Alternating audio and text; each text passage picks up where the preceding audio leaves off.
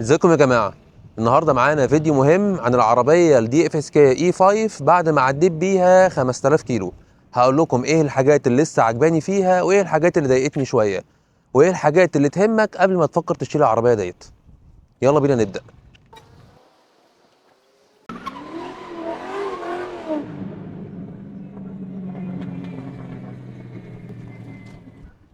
اول حاجه حابب اشارككم بيها مساحات الجلوس في الصف الثالث. كتير منكم بيسالني يا ترى الصف الثالث مناسب لناس كبار ولا هم معمول للاطفال بس. تعالوا نعمل التجربه دي سوا. الاول خلينا نجرب مساحات الجلوس في الصف الثاني شكلها عامل ازاي.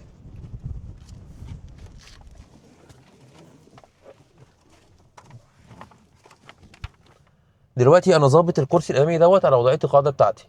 انا طولي تقريبا 178 سم، وزي ما احنا شايفين يعني مساحات الارجل هنا دوت ممتازه الصراحه. كذلك الهيد روم هنا دوت يعني حدث ولا حرج، يعني المساحه فيه كويسه جدا. وبرده مفيش نفق فتيس خالص. احنا سافرت بالعربيه دي فعليا 5 افراد و... والثلاثه اللي ورا كانوا قاعدين مبسوطين خالص مستريحين بسبب مفيش عدم وجود نفق فتيس، فالشخص اللي في النص يقعد مستريح. فمساحات الجلوس هنا الصراحه يعني ثلاثه يقعدوا كويس جدا يعني باذن الله. خلينا بقى دلوقتي نجرب الصف الثالث. طبعا الطريقه الوحيده لدخول الصف الثالث هو عن طريق الكرسي دوت. تشد ده كده، طلعه لقدام.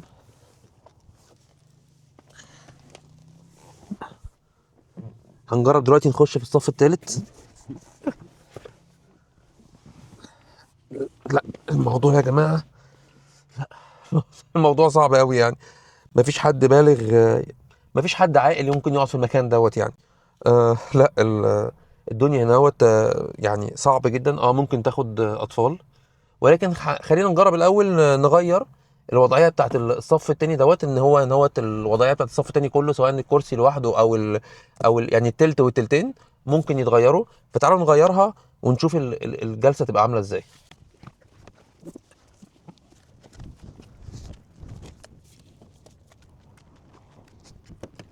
دلوقتي احنا هنغير حاجتين. كرسي الكنبه هنطلعها قدام شويه. تمام كده كويس، كده كفايه. كذلك برضو الظهر هنطلعه قدام شويه مش كتير. اه كفايه كده. تعالوا برضو نجرب الجلوس يبقى شكله عامل ازاي. زي ما احنا شايفين برضو لسه في مساحه كويسه للارجل، يعني انا قاعد برضو مبسوط. والظهر برضو لما رفعته الهيد روم كويسه. فلا لازالت الدنيا مقبوله. تعالوا بقى دلوقتي نشوف اثر ده بشكل ايجابي على الصف التالت ولا لا. تعالوا نخش كده نشوف التجربه شكلها عامل ازاي. اه لا كده الوضع اتغير تماما الصراحه. لا كده انا ممكن اتنين كبار اتنين بالغين يقعدوا هنا اهوت. انا قاعد دلوقتي مبسوط عادي مفيش مشكله. صحيح الليج روم يا دوبك على قد بالظبط، بس لا قاعد كويس. ومهتمين هنا عاملين لي مسند وعاملين مكان للكوبايات يمين وشمال. فالصراحه لا الدنيا كويسه جدا يعني. وزي ما شفنا يعني برضو الصف التاني هيقدر يقعد كويس.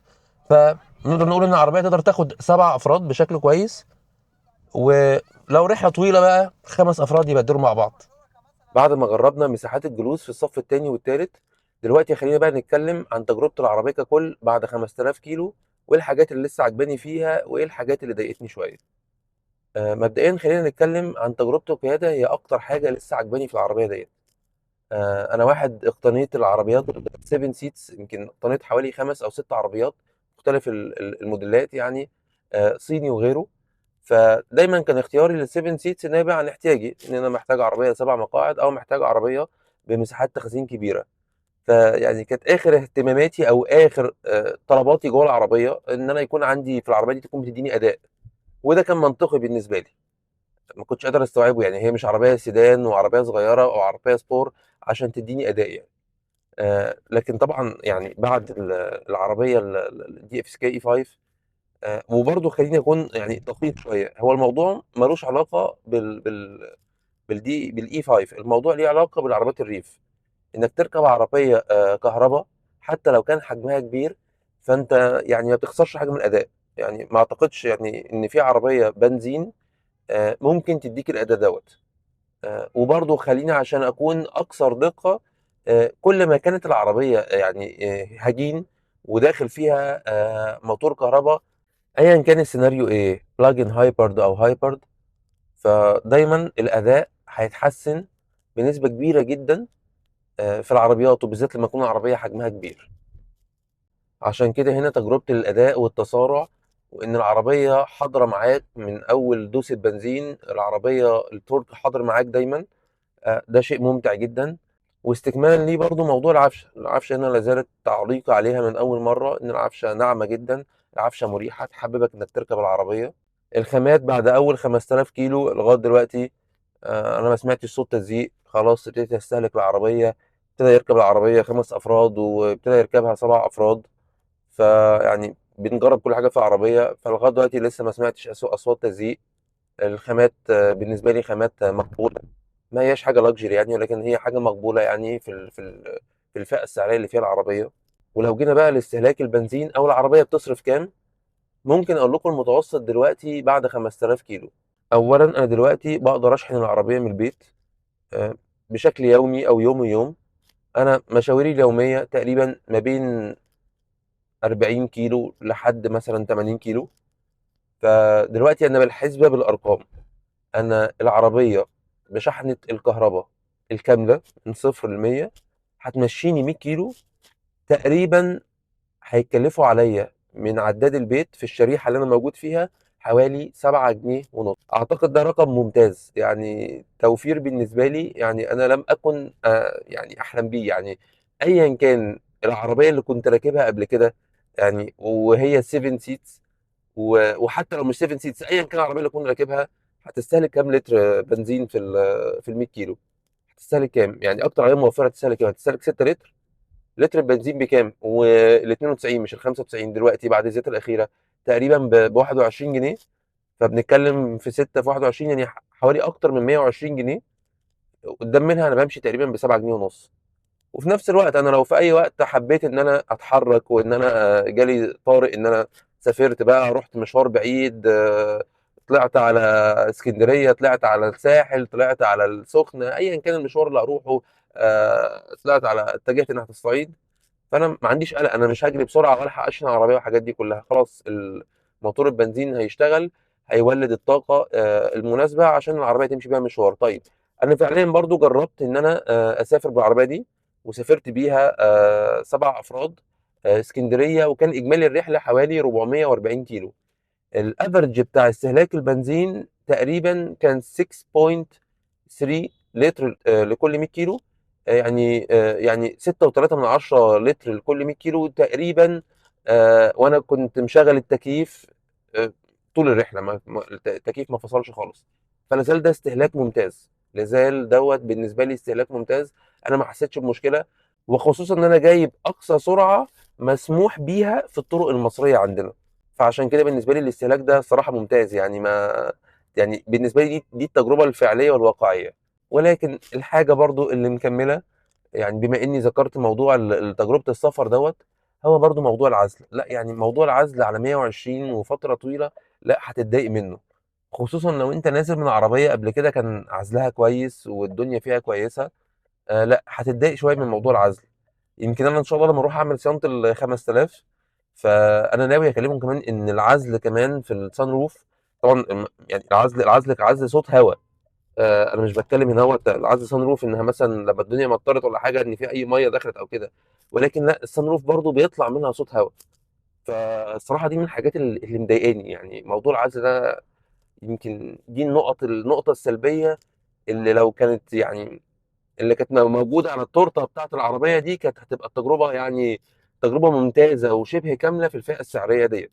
واستكمالا برضو لتجربه السفر، انا حبيت ان انا اشوف تسارع العربيه ديت واحنا على طرق السفر، فقدرت اجيب بيها ال 180، والصراحه قدرت تجيبهم يعني، والعزم حاضر في كل لحظه. ف ودي كانت حاجه الصراحه ممتعه يعني، لكن هم واضح ان هم قافلين السرعه لحد 180. ولكن العربيه بتقدر تجمع سرعه حتى في السرعات العاليه. و... وبرضه كذلك احنا يعني اليوم اللي انا كنت مسافر فيه ده كان يوم حر، يعني مصر عدى عليها كام يوم حر اليومين اللي فاتوا دول وسط الاجواء الممطره والعاصفه، لكن جالنا كام يوم حر وانا كنت مسافر في عز الظهر، وكنا عددنا كبير. ولكن كمان التكييف ومع السرعه العاليه العربيه التكييف كان اداؤه كويس جدا، والعربيه كاداء ما اتاثرتش بالتكييف. فدي برضو نقطه ايجابيه حبيت انوه عنها.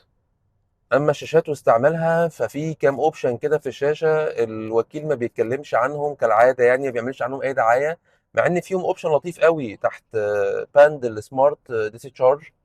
انك انت العربيه دي ممكن تعمل حاجه اسمها اكسترنال ديسشارج، بمعنى ان المخرج اللي احنا المفروض بنشحن منه الكهرباء بتاعه العربيه، المخرج دوت بيبقى فيه وصله معينه، حتى الوكيل بيبيعها، تتباع بره، وحتى الوكيل بيبيعها، هسيب لكم اسعارها على الشاشه. الوصله دي لما توصلها بتبقى تعمل العكس، بتخلي ان العربيه هي مصدر الباور، هي مصدر الطاقه، تقدر ساعتها تشغل بيها اي اجهزه كهربائيه بقى. هو معموله بالذات للموضوع الناس اللي بتحب تعمل كامبينج وتخييم وسفر في الصحراء والحاجات دي كلها.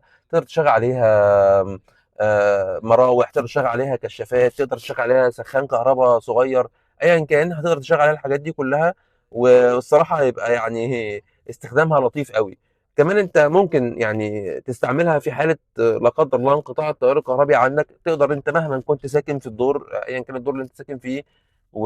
وانت موصل كابل نازل من البيت، فانت تقدر تعمل العكس بقى. لو في حاله انقطاع التيار الكهربائي، انت تقدر تستغل هذا الاوبشن، هذا الاختيار، انك برضه تشغل آه، مجموعه لمبات في البيت، وتقدر تشغل فيها كم مروحه. فاعتقد برضه هيبقى ينفع في وقت الصيف، وخصوصا انك انت بتظبط ان العربيه لو نزلت عن ليفل معين في البطاريه، وانت سايب المفتاح في العربيه، ان مولد البنزين هيشتغل لوحده، هيعوض الفقد دوت. وساعتها الصراحه هتبقى ميزه كويسه جدا. يعني انت انك جبت مولد، ولكن كمان المولد دوت بعيد عنك، الصوت بتاعه مفيش اي صوت مزعج، فهيبقى اوبشن لطيف جدا، يعني حقه الوكيل الصراحه يتكلم عليه. اتمنى الفيديو ده يكون عجبكم، وتكونوا استفدتوا فعلا من تجربتي ليها بعد 5000 كيلو. لو في اي حاجه عايزين تسالوني عليها، اكتبوها لي في الكومنتات، وما تنسوش الدعم وتعملوا سبسكرايب للقناه. شكرا ليك.